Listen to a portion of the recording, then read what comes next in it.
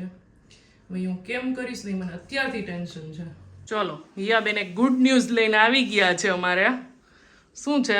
ના એવું જ મેં તો સાંભળ્યું હતું. પૂરું સાંભળી લેવાનું. ચલો જમવામાં છે ભીંડાનું શાક.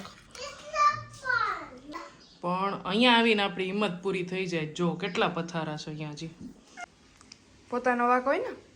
આજે અંશીએ પહેલી વાર ભીંડાનું શાક ખાધું. કેવું લાગ્યું?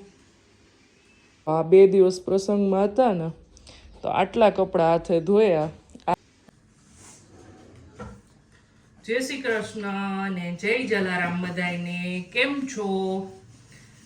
3 દિવસથી બ્લોગ નથી બનાવ્યો અને છે ને કામમાં એટલી બિઝી થઈ જાઉં છું ને કે બપોરે કેમ પડી જાય છે ને ખબર નથી પડતી. આ જાનસીને તેડવા ગઈ ને ત્યારે 11:30 સિંકના વાસણ જે હેલ્પર કરીને ગયા હોય ને એ ગોઠવી અને બધું કમ્પ્લીટ કરીને ગઈ હતી. કપડાં સૂકવીને હાથે ધોયેલા હતા એ ધોવાઈ ગયા હતા, વોશિંગ મશીનના સૂકવાઈ ગયા હતા, ઘર ક્લીન કરીને ગઈ હતી. પણ આવીને એટલે કંઈક છોકરાઓના કજિયા હોય, કંઈક ફોન કોલ્સ આવી જાય, બહારના કામ એટલા હતા.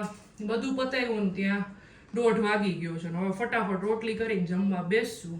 તમારે આ રીતનું થતું હોય ને મોડું બપોર થાય ને ત્યાં 2-2:30 તો થઈ જ જાય ગમે એટલું તમે કરો. કારણ કે આ લોકોનું કંઈક કચકચ હોય જ. 10-15 મિનિટ પહેલા અહીંયા રોટલી કરવા આવી હતી. નેલ પોલિશ જ આપ અને એને હાથે પેઇન્ટ કરવી છે બુકમાં.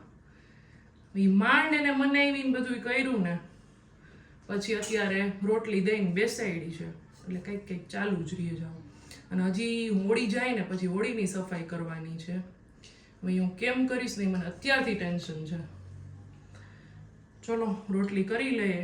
મને તો એમ થાય છે કે હોળી પતે ને એટલે ધૂળેટીને બીજા દિવસે થોડું સ્ટાર્ટ કરી દઉં, ત્યારે મારે 15 દિવસે માંડ આરો આવશે. ચલો રોટલી બનાવી લઉં પછી મળું તમને.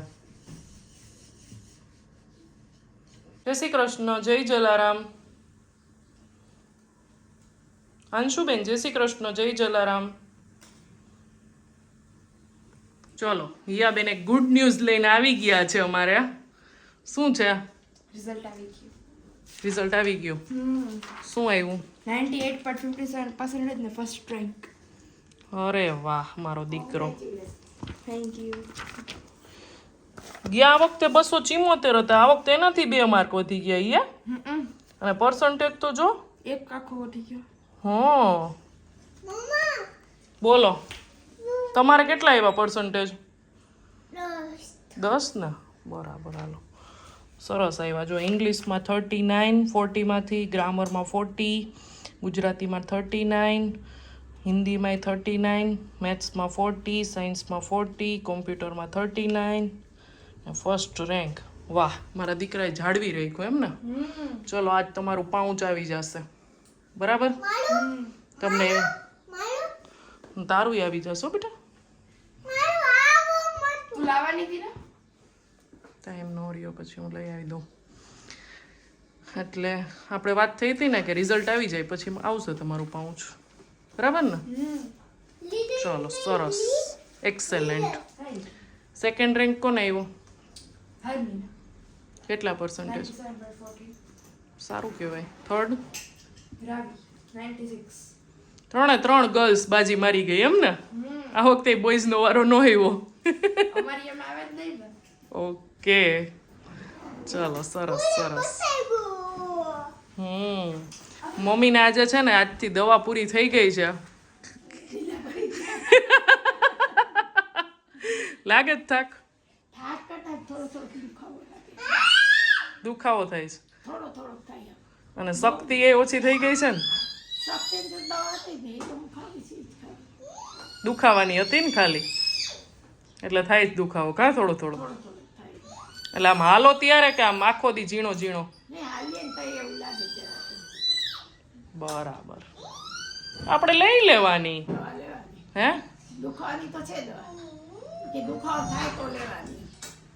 તો બીજી કઈ હતી પૂરી થઈ ગઈ?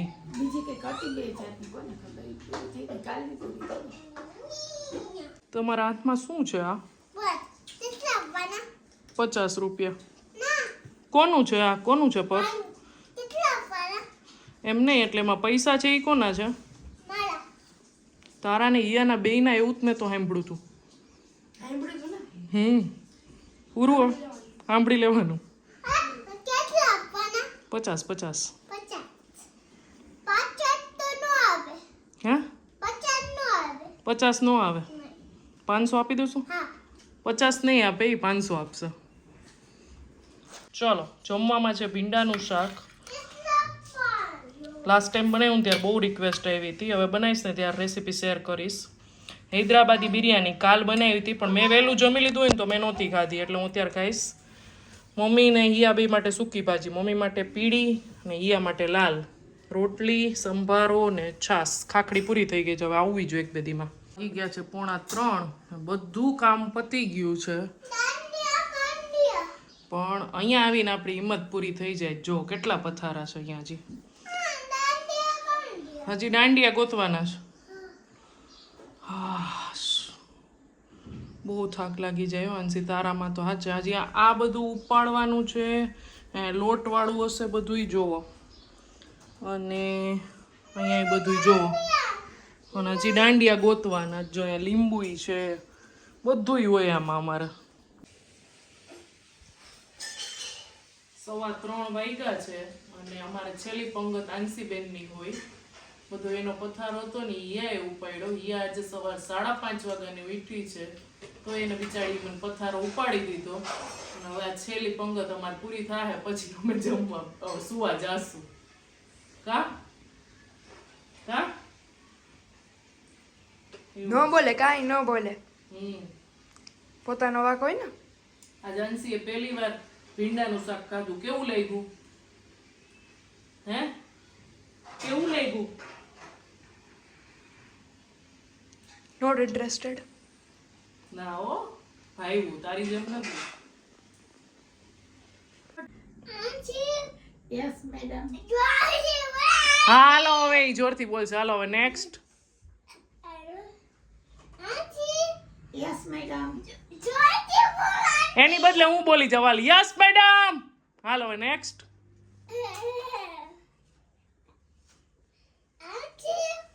તમારા ક્લાસમાં એક જ છે અંશી, બીજું કોઈ નથી? એના પછી કોનું નામ બોલે મેડમ? આ 2 દિવસ પ્રસંગમાં હતા ને, તો આટલા કપડાં હાથે ધોયા. આ 2 પેરે બને ને ત્યાં સુધી હું વોશિંગ મશીનમાં નથી નાખતી, કારણ કે છે ને આમ થોડીક ઝાંખી ઓછી થાય એમ. અને દીપકની એક આ પેર છે ને, જીન્સ ને ટી શર્ટ, આ એક વોશિંગ મશીનમાં નાખ્યા હતા. બાકી બધા જાતે ધોયેલા છે આટલા કપડાં.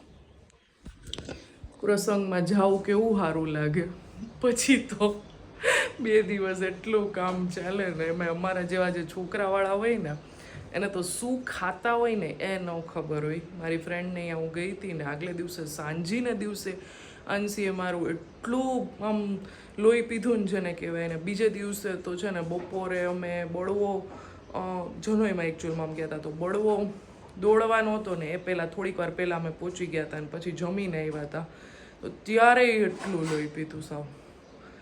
અને તે દિવસે દીપક નહોતા, એ બીજી જગ્યાએ ગયા હતા, એટલે સાવ એકલા ને એકલા બેયને સાચવવામાં થઈ જાય ને. બહુ તે દિવસે તો હું થાકી ગઈ. આમ એટલું મસ્ત મેનુ હતું ને, પણ આને મને આમ શું આપણે ખાતા હોય, શું કરતા હોય ને કંઈ ખબર જ ન હોય આપણને. એ જ્યાં જ્યાં જાતી હોય ને ત્યાં જ આપણે જોવાનું. 1 સેકન્ડ બેઠી નથી કે એક વસ્તુ એને મોઢામાં નાખીને ખાધી નથી. ઘરે આવીને જમી મમ્મીનું બનાવ્યું હોય ને એમાં, બાકી કોઈ વસ્તુ 2 દિવસમાં એને નથી ખાધી. એટલે એવું થાય. અત્યારે કંઈક તોફાન કરતી હશે. શું ચાલે છે? જો અહીંયા છે ને મમ્મીની ચા થાય છે, અને હા તાનીએ બનાવી દઈશ. ને સાંભાર માફવા મૂકવો છે, ઇડલી સાંભાર જ બનાવવા છે ને, એટલે તો વહેલું બનાવી લઉં ને. જો 5:45 જેવું થયું છે, તો મારે પણ ખવાય.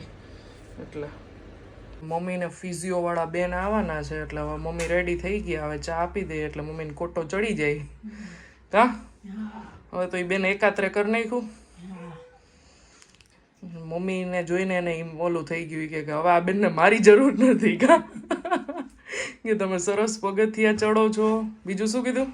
હાલો સરસ કસરત સરસ ખાલી થઈ ગઈ કે હવે એકાત્ર કરી નાખીએ. એ વોકર વગર કા એક એકાત્રે કરી નાખીને સામેથી જ કીધું. સ્ટ્રોબેરી દાદીને પૂછ્યું ખાવી છે નથી ખાવી પૂછ્યું એને મેં ના પાડી. એટલે આવું છે. હવે ફિઝિયો એકાત્રે આવશે એ બેને સામેથી કીધું કે જરૂર નથી તમે કે બધું સરસ કરો છો એ કે મમ્મી ડેઈલી જાતે કરી જ લઈએ છે. પગથિયા કાલે એને પહેલો જ દિવસ એવો તો રજા હતી તો હું ઊભી રહીને મમ્મી પગથિયા ચડ ઉતર કરી લીધા અને વોકર વગર ચાલે છે, પગ વાળે છે, બહુ સારી એવી રિકવરી છે. બરાબર ભાઈ દાળિયામાંથી દાળિયાની દાળ બનાવવાની છે. મમ્મી કે મને આપી દે હું ફોલી દઉં ઈ કે સ્ટ્રોબેરી વાળી લાગે એટલે આવો બીજી આપી દો. વાંધો ને ભલે બગડે એમ નથી ને.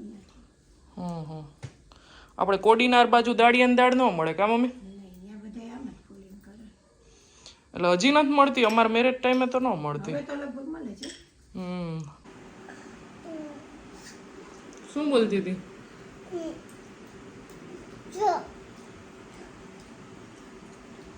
શું બોલતી હતી? જય શ્રી કૃષ્ણ જય જલારામ. પછી શું બોલતી હતી?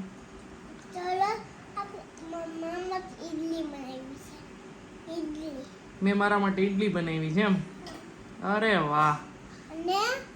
એવું કોણ બોલે જય શ્રી કૃષ્ણ જય જલારામ મેં ઈડલી બનાવી છે એવું કોણ બોલે? તું બોલ. અરે કાલે લંચ બોક્સ માનસી શું લઈ જશે? ઓકે. કેટલા વાગે ઉઠવું પેલા ઈ કે મને? 10 વાગે. પછી તારે ઉઠીને શું કરવું છે? હોમવર્ક કરવાનું ને વાંચવાનું હિન્દીનું. તો તે આખો દી શું કર્યું? કોણ હિયા? એ તને વાંચવા નહોતી દેતી. હું તને ખીજાવ કે એને ખીજાવ? હવે મને ઈ નથી સમજાતું. એને ખીજાવ.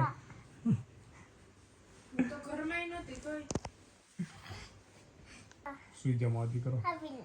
ખીજાજો પછી વાંચવા આવતું જ ને.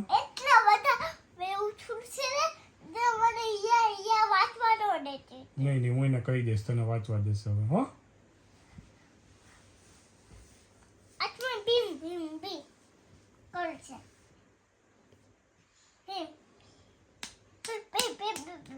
આખો દી એને ભીમ ભીમ ભીમ કરે છે. કેમ કેમ કરે છે? એ કહેતી નહીં હો એને. શું કહે? છોટા ભીમ કે બડા ભીમ? બડા ભીમ એમ કહે. ઓકે.